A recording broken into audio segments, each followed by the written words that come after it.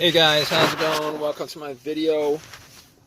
Just want to let you guys know about what happened to my truck a couple of days ago. Just want to give you guys some tips if you guys had the same situation. So basically, I was at a McDonald's getting some food. I parked my truck, went in there, got some food, came back out, and obviously tried to start my truck. It cranked, but it did not turn over. So I tried to crank it a couple of times. Nothing worked. I really didn't know what it was at the time. Thought it may have been the battery, but I tried pressing the, tried giving it some gas and then tried cranking it, and nothing changed. Had the same situation. So basically, I was thinking it could be a couple of things, but I was hoping that it was something that wasn't a major. That wouldn't be a major repair. So first thing that popped up was maybe the battery is kind of low.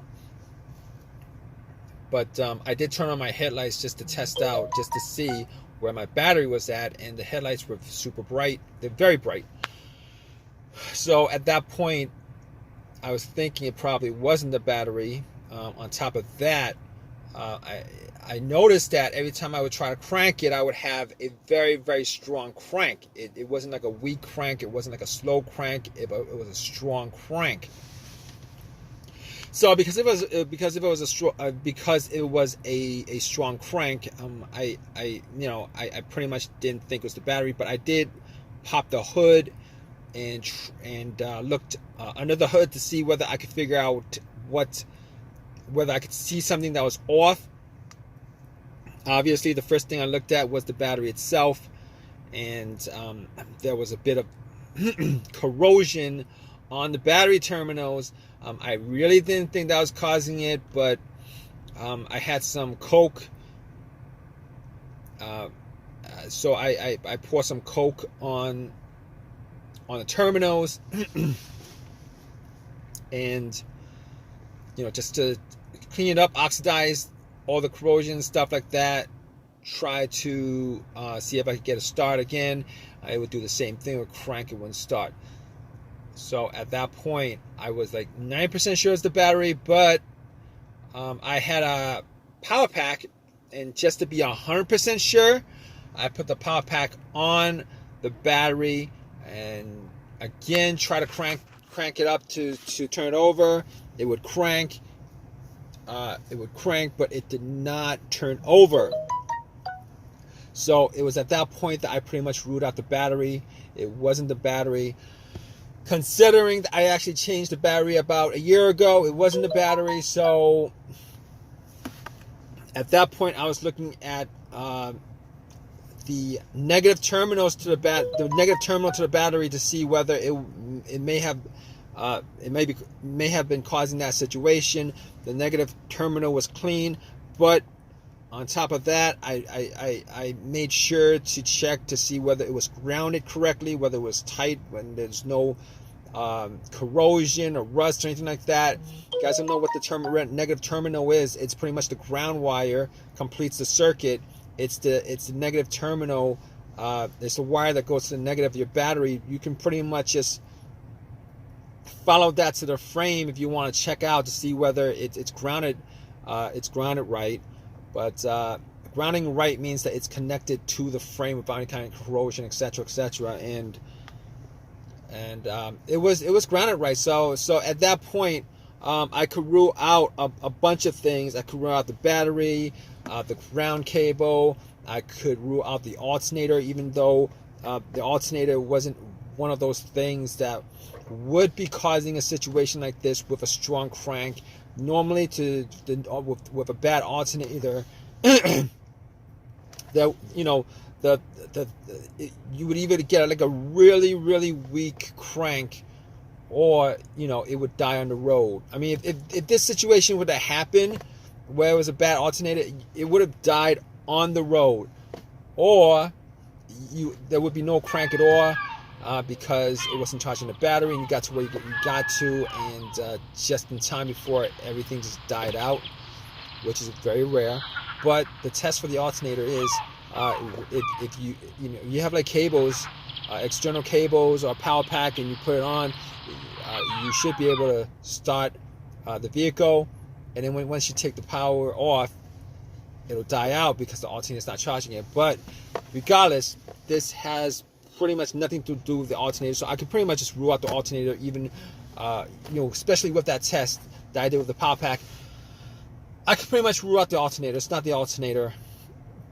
All right, I could rule all those things out. Okay, so basically, with this whole troubleshooting, this issue is me just pretty much eliminating things that could cause this situation, and I could eliminate a ton of stuff. And the next thing, I actually recalled that there was no check engine light on the dash at all. No warning lights, no check engine lights. Haven't had a check engine light on the truck in a long while. So at that point, I could pretty much eliminate all the other stuff that could be causing it. A lot of the other stuff that could be causing it. The mass airflow sensor, the throttle position sensor, the camshaft position sensor, the crankshaft position sensor, anything that pretty much has a sensor to it that could be causing it. If it was causing this situation, there would be a check engine light.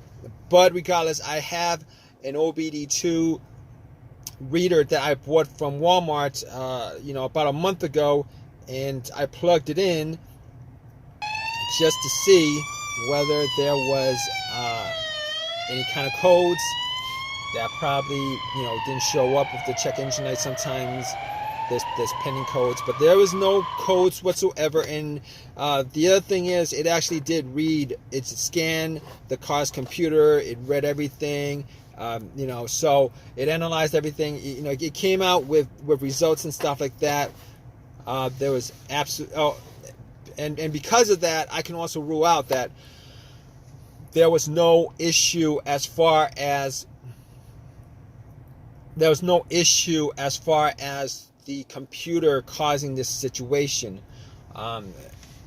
There are certain cases where if the computer does not have, for whatever reason, loses communication with the car itself, sometimes a short could be causing it. Sometimes a blown fuse put to the PCM, ECM could be causing it, which is the car's pretty much the car's computer, the truck's computer. Basically, because it read it, I know that there was no issue with the truck's computer, so I could just eliminate all those things. I can eliminate all those things. After that, there's just a couple of things that I could troubleshoot as far as that situation was concerned.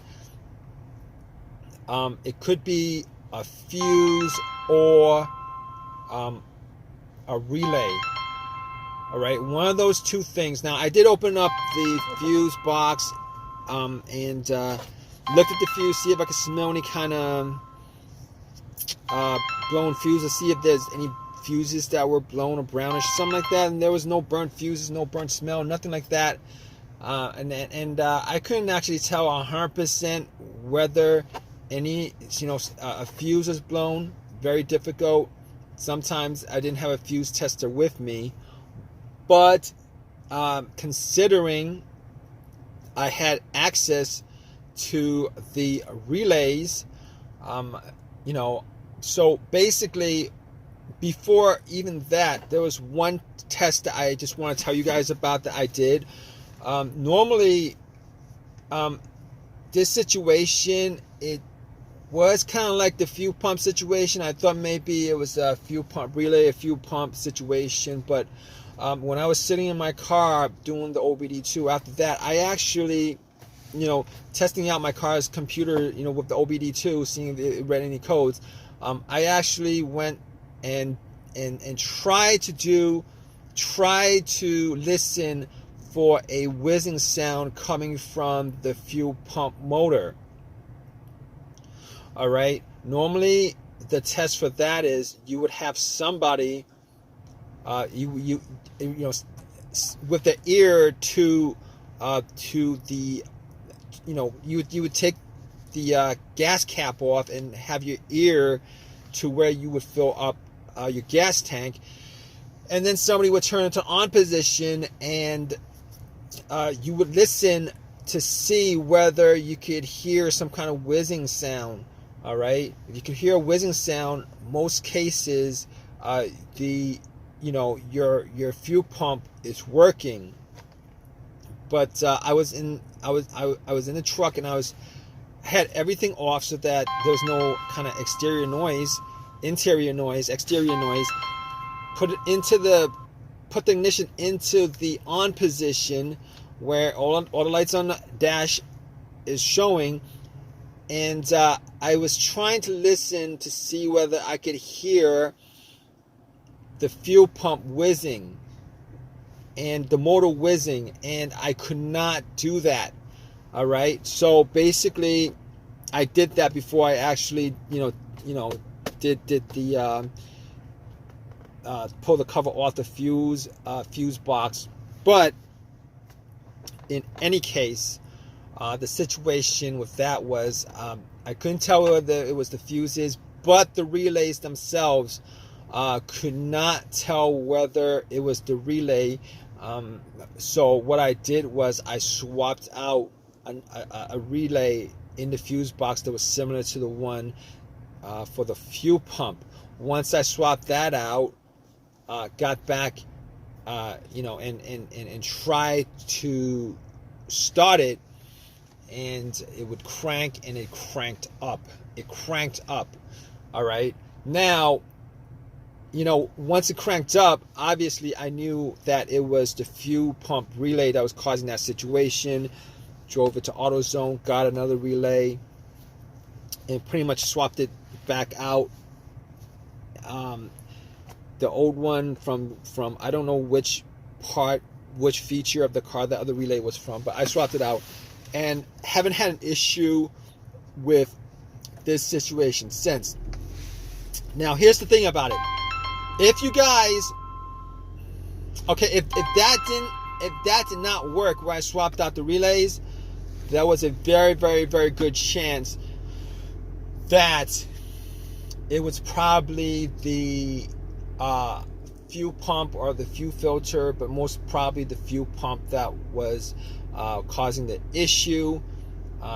Normally a fuel filter, a clogged up fuel filter, unless it was 100% blocked, and most of the time it's never really 100% blocked, you would have like a start, but it would stall out on you. The idle would be bad, maybe, so stuff like that. But in any case, it was the fuel pump relay that was causing the crank no start situation.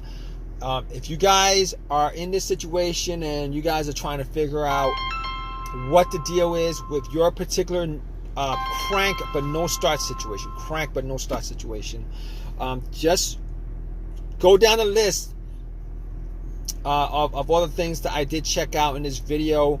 There's a very good chance that one of those things is causing your truck to crank but not start up. All right, thanks for watching this video. If you guys have any questions, please leave a questions in the comment section. Please give me a thumbs up, please subscribe.